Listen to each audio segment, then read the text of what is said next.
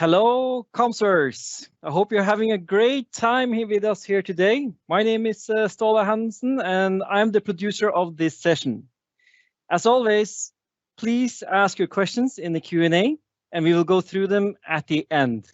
I will read them up to Amanda, and if you don't have time to answer all the questions, we will repost them in the breakout session that we can have after this live event. This session is called 5 tips for convincing people to using Slack to move to Microsoft Teams, and will be presented by MVP Amanda Sterner. Take it away, Amanda. Thank you, Ståle. Okay, so let's get started. I hope that all of you had a great day so far at Commsverse. So just as Ståle said, this is my session 5 tips to convince people using Slack to start using Microsoft Teams. And my name is Amanda Sterner, and you can find me at Twitter, and please tweet during the session. I'm always up for a fun discussion. But before we get any further, I just want to say a big thank you and shout out to all of our sponsors here at Commsverse. So thank you very much for making this a possibility. Be sure to check out their channel booths in our team and ask them questions. They're here to help. Let's begin with the number 1,320. You might think, what is this number? Well, let's come back to that in a few seconds. Let's have a look at another number, 66. Philippa Lally and a bunch of other people determined in a study that it takes approximately 66 days to form a new habit. So looking at the number I showed you before, 1,320, that is approximately the amount of days Slack was there before Microsoft Teams. Slack was released 2013 and Microsoft Teams in 2017. So that's quite an advantage in time, right? But we should be able to solve that anyway. So before we get any further, I would like to introduce myself a little bit more. My name is Amanda Sterner, and just as it says here, I blog, tweet, and I like to talk about Microsoft Teams. I'm a Microsoft MVP in Office Apps and Services, and I'm working as a modern workplace specialist at Avega Group.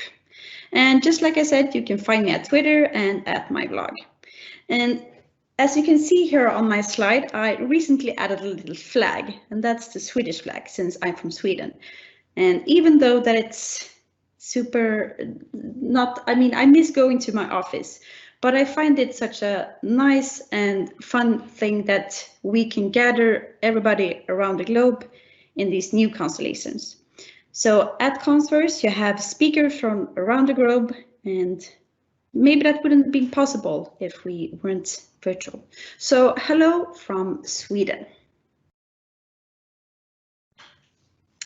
And it seems like I'm having some presentation problems. So if you give me a second, I'm going to try to close it and open it one more time.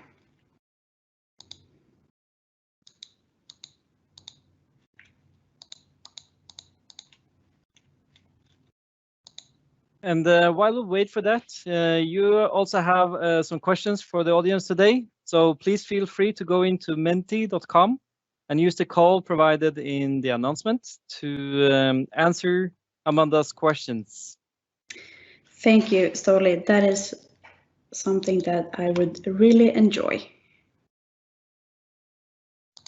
Okay, let me see if I can save my presentation and take it from there. It doesn't show my images, and I'm a huge image person, so let us try once again. And I'm sorry for this.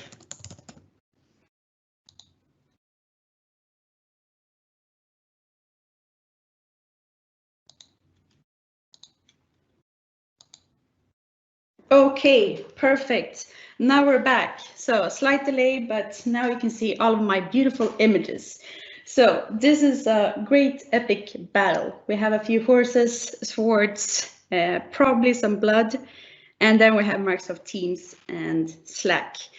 And what I want to show you and tell you with this image is that this session, it won't be me bashing Slack for 35 minutes. I use Slack.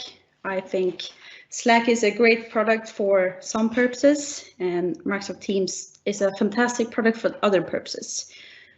But the purpose of this session is to just give you a few tools for those of you that are using Microsoft 365 and Microsoft Teams and still have those people that are still way back in the past and it's hard to collaborate. So no epic battle, unfortunately, even though it would be exciting to see it. The agenda for today will be a background. So I will tell you why this is important. It isn't just about one product being better than the other. Then I will give you a couple of tips. I will talk briefly about next steps, and we will end with a summary and see if we have any questions. Okay, background. So let's start with the why.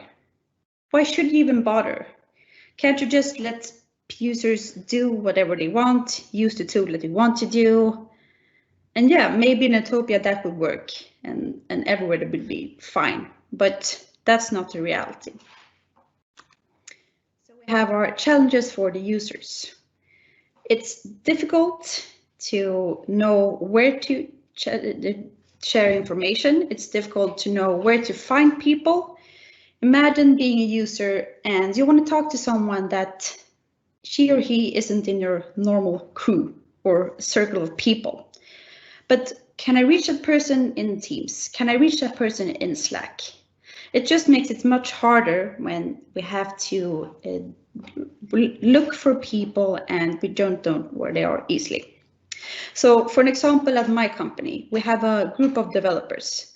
They have been using Slack for a long time, so they have lots of interesting conversations in Slack. They share knowledge, they discuss different technical topics.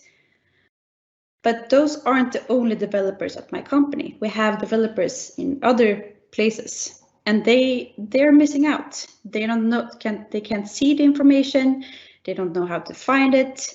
So instead of having a large, fantastic people sharing information and knowledge and having fun, it's just divided between different people at different places.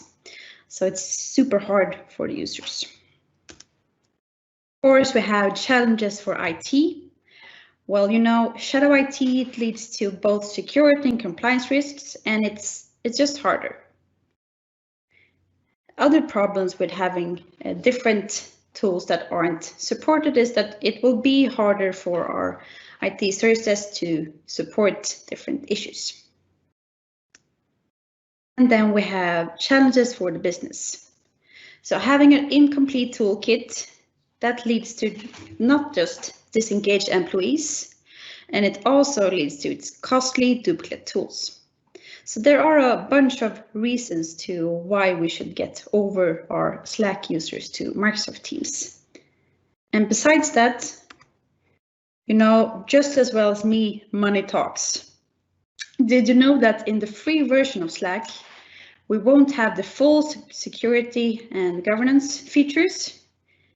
And besides that, not all messages are saved. So to have a Slack that's perfect or for a big company or an enterprise, you need to pay. So have the full features that would be suitable for an enterprise, it would cost 99 cheeseburgers per user per year. I heard somewhere that the Big Mac index is a great thing, so I thought this is the cheeseburger index. And can you imagine what you could do with the money for 99 cheeseburgers per user per year? You could have fun parties, you could buy good books, you can do a conference. There's just so many more fun things that you could do for those money instead of paying for duplicate tools when you already have a great, fantastic tool. Okay, that brings us into a couple of tips. Number one, working in more than one tenant. So I thought, let's start by addressing the elephant in the room.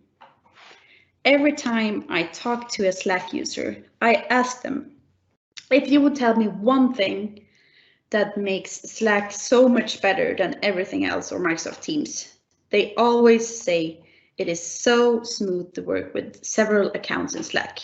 And yes, I really agree. It is really easy in Slack, and it's just something that works. You don't have to think about it. But yeah, it is nice. And I don't know how many of you works for consultancy firms, but for us who does that, you tend to have a lot more places to keep track of only one place. So this surely is a big question. And I will not show you how to do this in Slack because that would maybe convince some of you to move over, but it is really easy.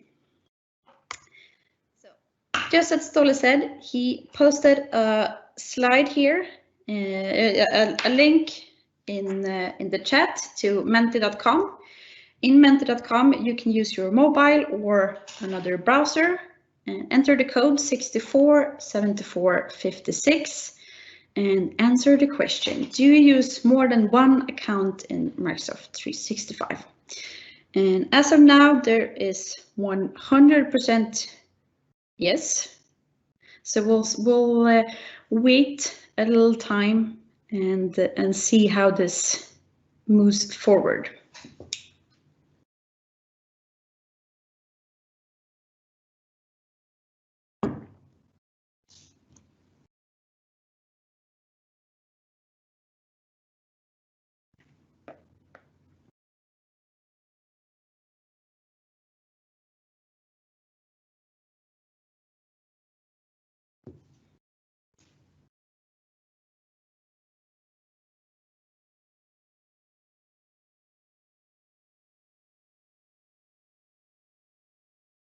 Okay, so far it's still 100% saying yes. So according to the people listening here in this session, everyone is struggling with more than one account. Okay, you might have seen this image before. This is the Microsoft Teams user voice. User voice is a great place where Microsoft actually looks for feedback.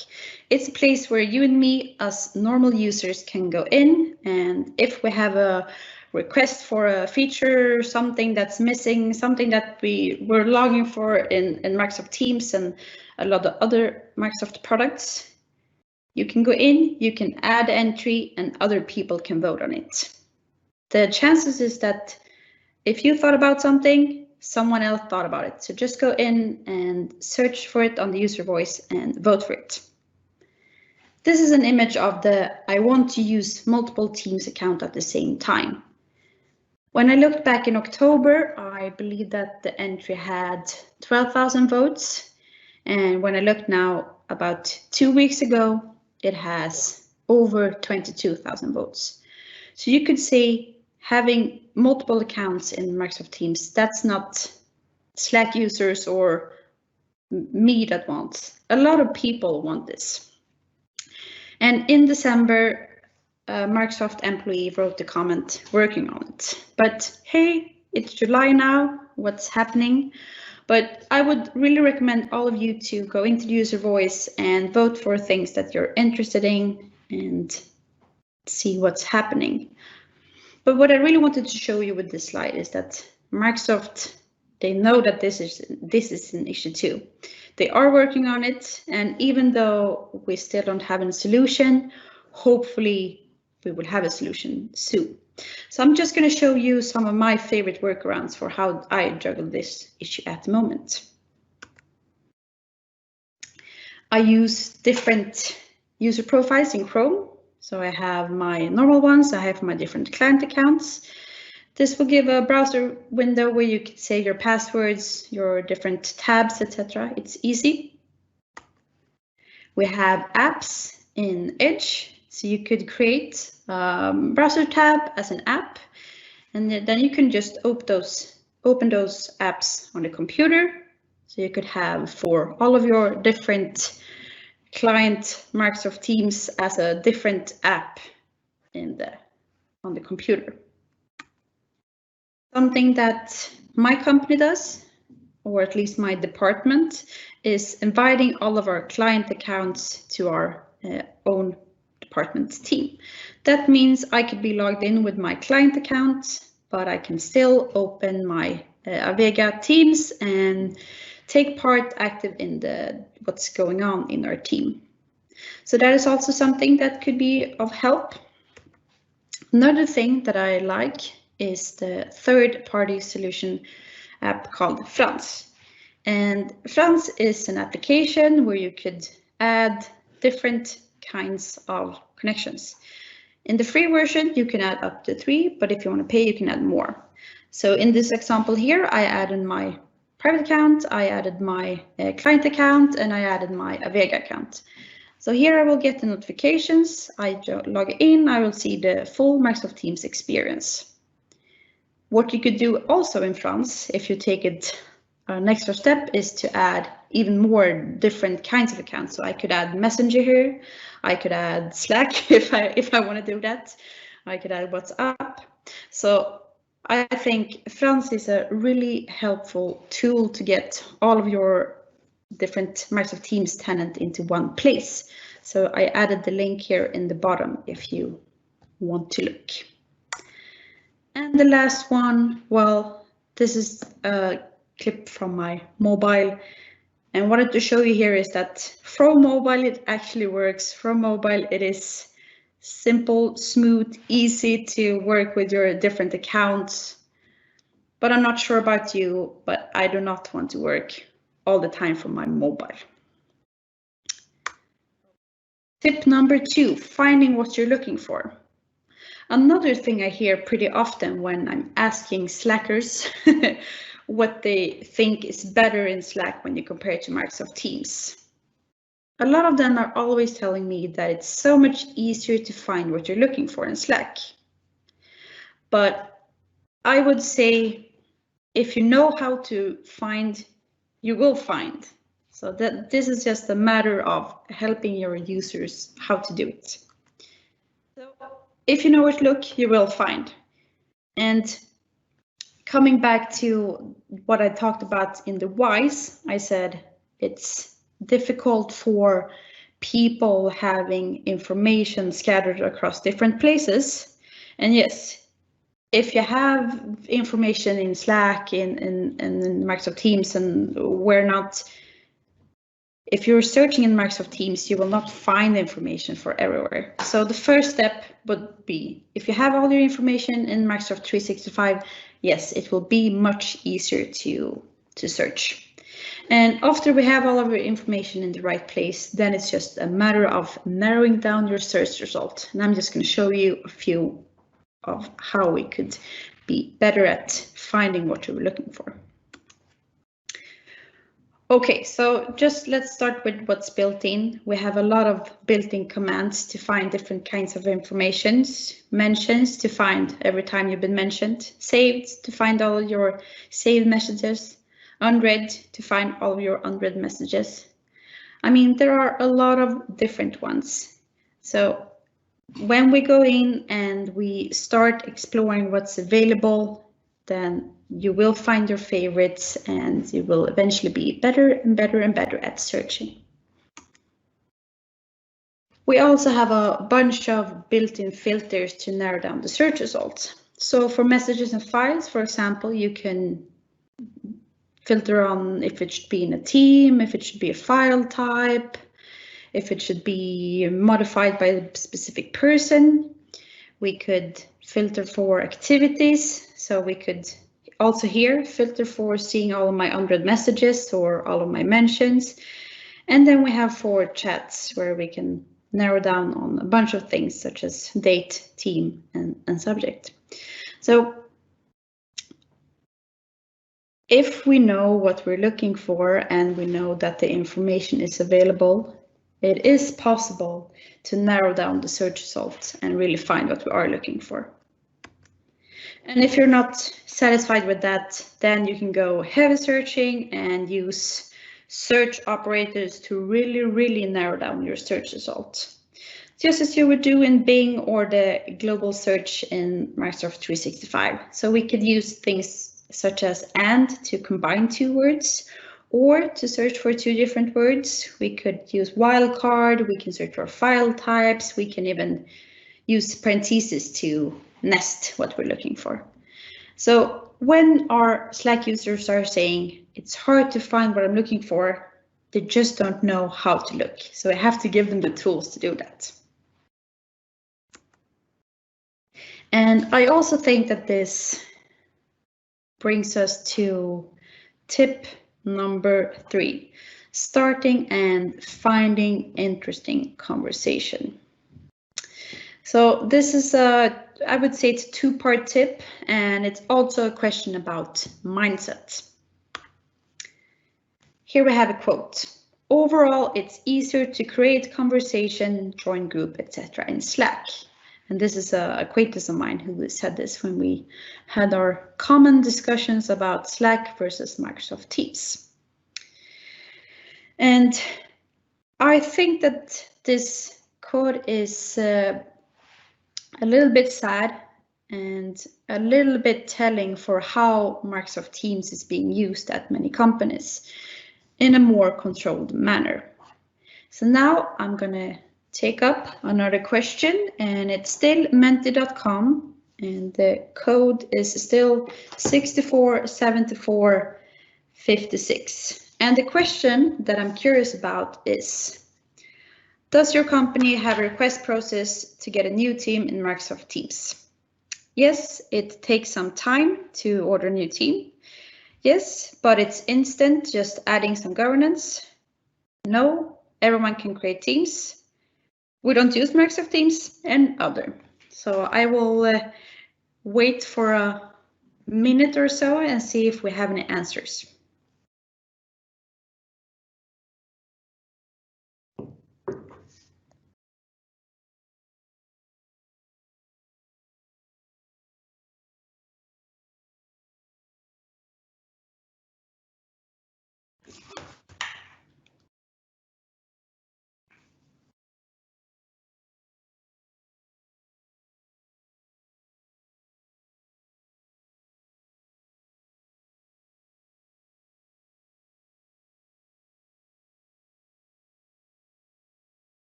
Okay, I think I leave it at that, but I would say the results are pretty nice actually. Now we're having a 63% at no, everyone can create teams.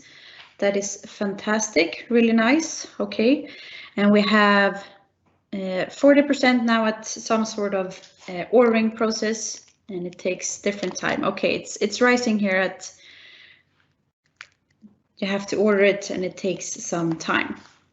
So I just wanted to give you here a hunch of how it usually works.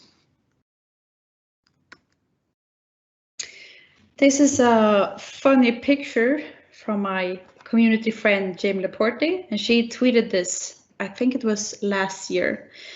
And what it says here is, when Office 365 group self-service is turned off through the mind of the user. Things I can do: submit a request, wait, nothing, use a shadow IT tool. Things I can't do, and a bunch of exciting things like creating a team, using Planner, Stream, Power BI Workspace, etc. is shown that you can't do. Teams Brawl is a common term used when it comes to Microsoft Teams.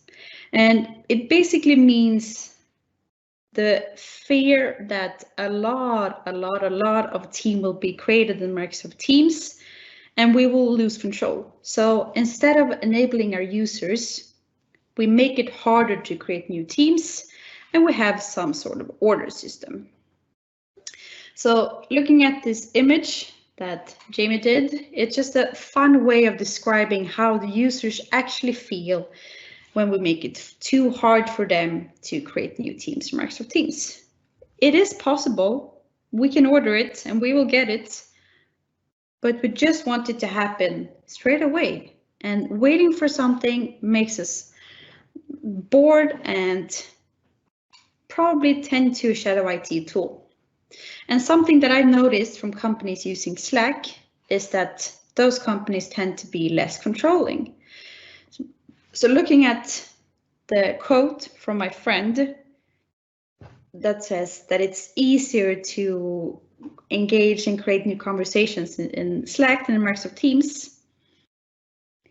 Maybe it's just a matter of there you can do it right away. This is not a session about governance. I will not talk to you more about governance. If you search the agenda for Commsverse, I know that there are lots of nice governance sessions, so be sure to check those out, where they talk more about who can create new teams and governance. But something that I wanted to show you here is that, I mean, you don't need a team for everything. Sometimes a group chat is all that you need. I mean, I sometimes feel that it's been crazy about channels for this, teams for that, and people have so many channels, so many teams.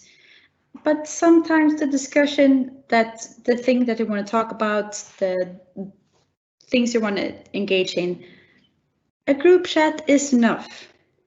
You don't always need a common files area. Sometimes you just want to be able to talk. And it is really easy in Microsoft Teams to create a group chat. And we could add how many people we want. We can change the name of the group chat. And we could actually create a group chat for the same group of people, but with a different name.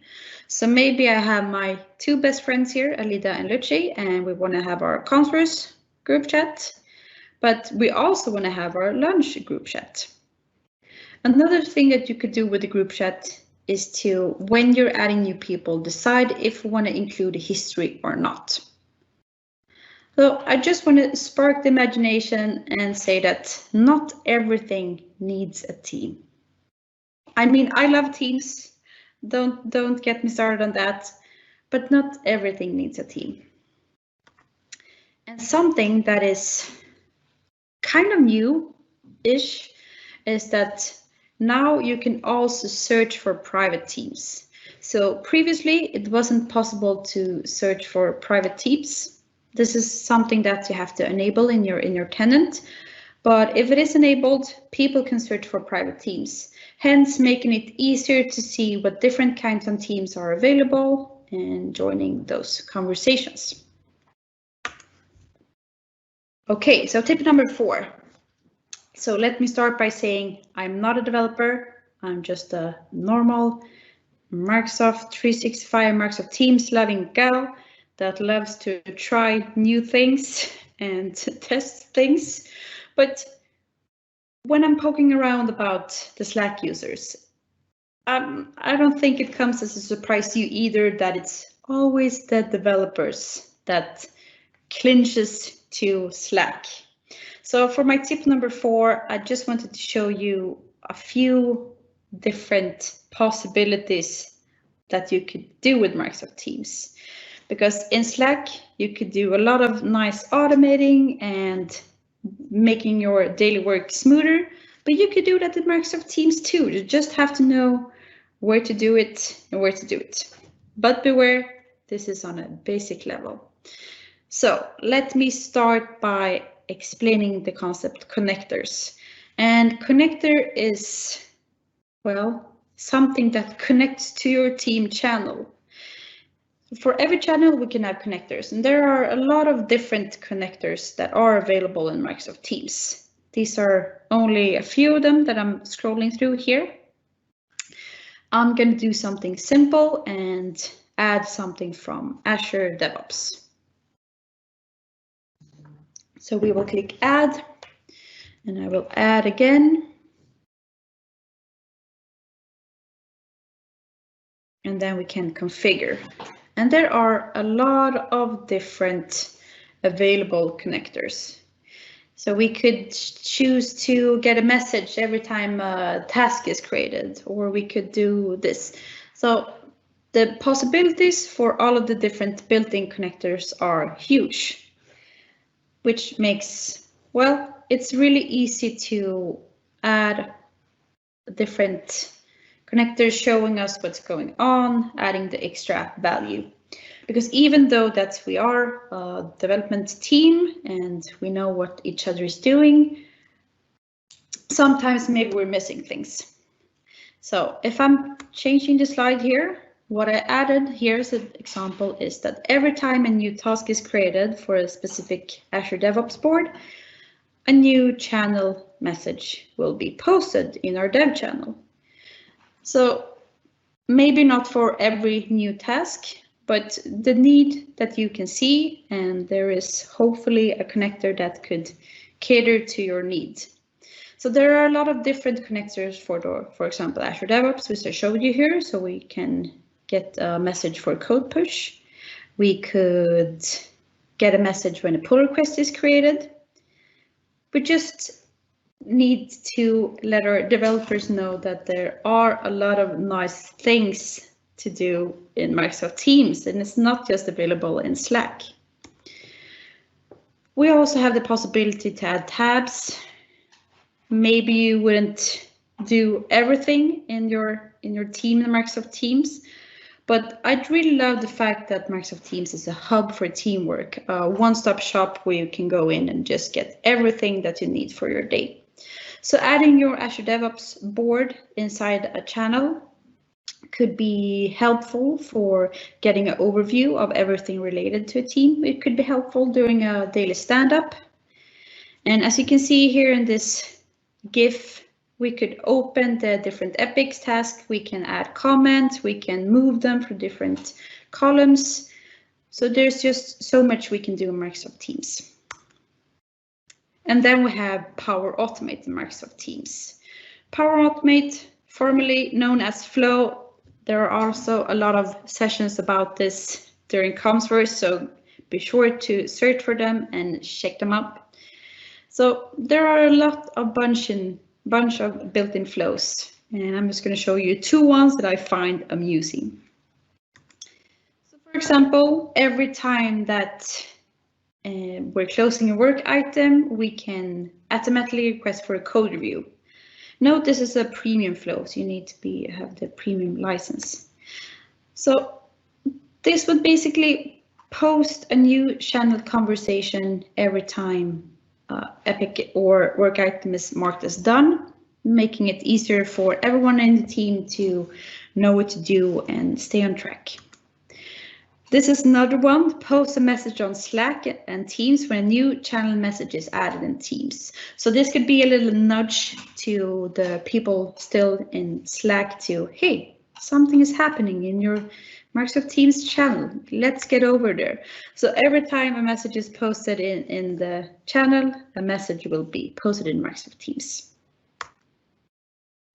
And there are just so many different nice things you could do with Microsoft Teams, such as built-in bots. You can use the Microsoft Bot framework to build useful bots.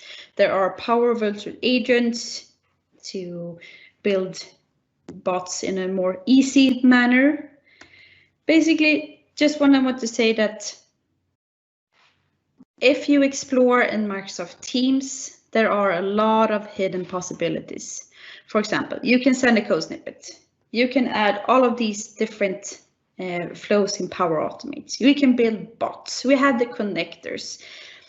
As long as we get people over to Microsoft Teams, we surely can help them get Microsoft Teams to work for them and not vice versa.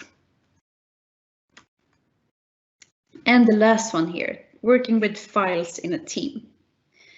And up until now, I talked to you about 5 how to do Slack things in Microsoft Teams. But for this last tip, I want to talk about something else. And the magic with Microsoft Teams is that it's a part of Microsoft 365, and that's how well it works together. It surely is an ecosystem of everything you need in one place. And files, even though some people work less with files and some people work more with files, is something that all of us, I think all of us work with files at least daily. And we could work with files in Slack. To be honest, I haven't tried it myself because I don't see the point of it. But Microsoft Teams, it's built for working with files or collaborating in different ways. So in Microsoft Teams, we have two different ways of working with files. We have in a one-to-one chat or in a group chat, and we have in a team. I briefly talked to you about the one-to-one or group chat before, and I said that not everything needs a team. But if you want to work with files, a group chat, that's not the place to be, because every file that's sent in a one-to-one chat or in a group chat, those are stored in your personal OneDrive. That means if you leave the company, the file leaves the company as well. And then we have in a team. Every team in Microsoft Teams comes with a SharePoint site. And I'm not sure about you, but I love SharePoint. That's where I come from. And the place to work with files, it is SharePoint. And since some time ago, we have the full file experience in Microsoft Teams for SharePoint. So we could work with views, we could pin files, we could work with metadata. And if I loop back even further in my presentation and talking about search, so could you imagine how powerful it is? You go into Microsoft Teams, you search, and you will both search for your team files, and you will search for the conversations you had. It just makes it so powerful to have everything in one place.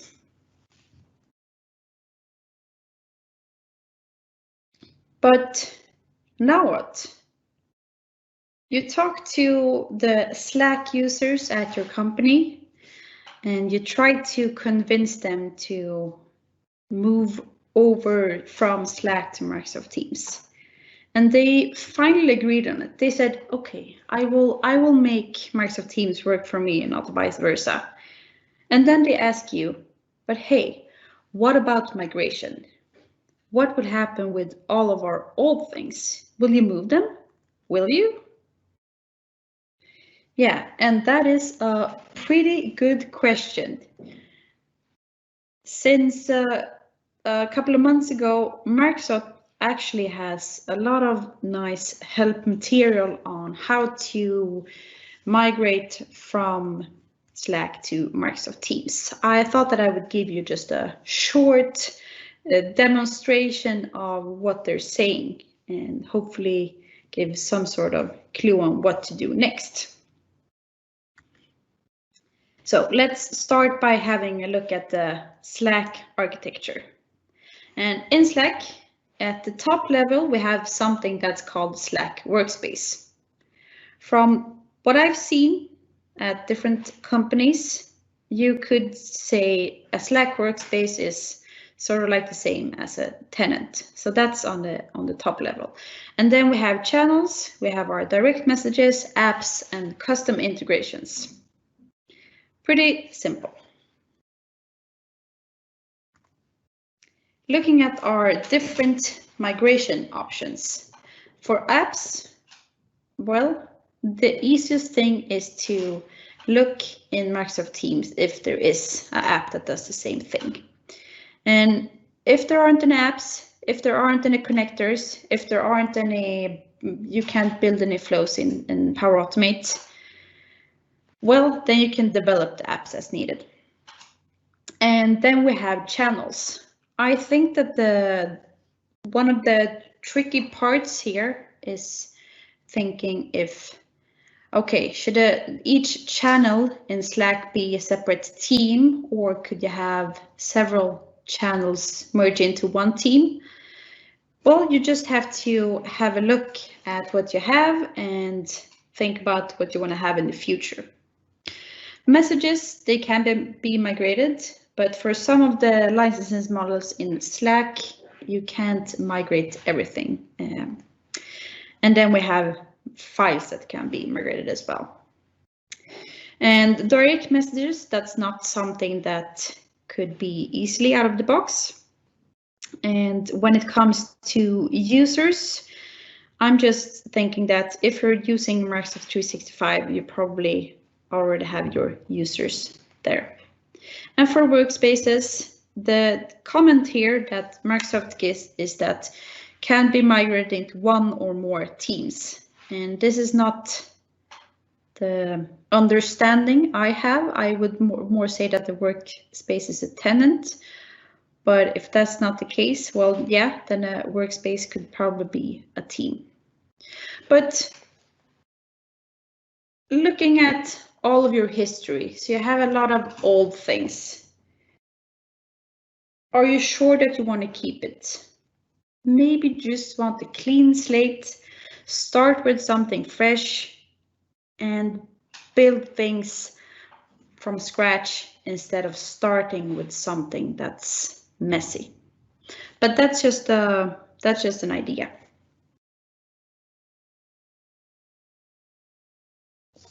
And the last comment here, there will always be other products doing something similar.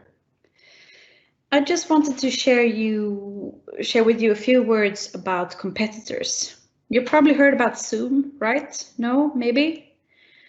And yeah, there will always be competitors that are doing something similar to what can be achieved in Microsoft Teams or Microsoft 365. And your users, they will sometimes be really curious, and sometimes they will think everybody else is doing this. But what we cannot forget, and that we have to tell our users, that is that Microsoft Teams is a part of a larger ecosystem. It isn't just a chat app, or isn't just a meeting app. It is a combination of a lot of things, and that's the big power and strength of using Microsoft Teams. Our fantastic hub for teamwork. So your users, they will want to try other things, but try to convince them. Okay, so now I'm actually ready. So let's have a quick summary, and then we'll see if we have any questions. And what I told you about is tip number 1, working in more than one tenant. I gave you a few of my best workarounds, and all of us is hoping for a real solution soon from Microsoft. Tip 2, finding what you're looking for. I talked about how you can find what you're looking for in Microsoft Teams. Starting and finding interesting conversations. We talked a little bit generally about governance and who can create teams or who cannot. And sometimes group chat is enough. Tip number 4, but all of our developers ask for cool integrations. I showed you that there are cool integrations. You just have to try it out. And tip number 5, working with files in a team. The fantastic strength of Microsoft Teams is that it combines so many nice things together. And what is this? Well, I'm married to a Bulgarian man, and I thought that I wanted to add this fantastic Bulgarian saying. This is a bridge and it's a donkey. And some people they are just stubborn. They are a donkey on a bridge. They don't want to go back. They don't want to go forward. Some people are just stubborn and they just want to do Slack. And even though it's annoying, we will try to convince them so they can be happy donkey moving the bridge and not just standing there, not doing anything. And that was it for me. Thank you very much for listening. Like I said, find me at Twitter, Amanda S. Stanner, my blog, And please give me feedback so I know what I can improve. This is a QR code for the feedback form, and I think there's also a feedback channel. And if we have any questions, I think maybe we will take them in the breakout discussion afterwards. Anyway, I will be there and hope to see some of you for some interesting conversations. So that's it. Thank you very much.